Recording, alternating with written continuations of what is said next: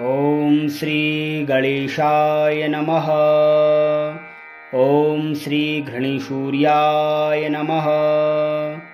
सूर्यकवचं शृणुष्व मुनिशार्दूल।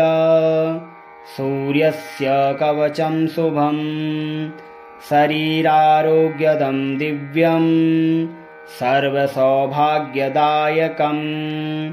दैदीप्यमानं मुकुटं स्फुरन्मकरकुण्डलं ध्यात्वा सहस्रकिरणं स्तोत्रमेतदुदीरयेत्।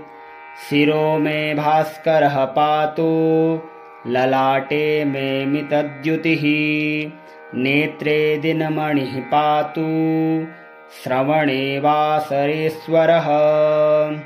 घ्राणं धर्मघृणिः पातु वदनं वेदवाहनः।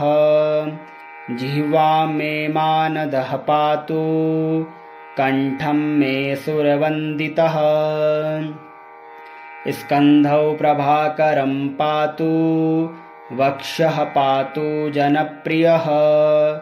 पातु पादौ द्वादशात्मा सर्वाङ्गं सकलेश्वरः। सूर्यरक्षात्मकं स्तोत्रं लिखित्वा भूर्जपत्रके दधाति यः करे तस्य वसगाः सर्वसिद्धयः। सुस्नातो यो जपेत् सम्यक् योधीते स्वस्थमानसः।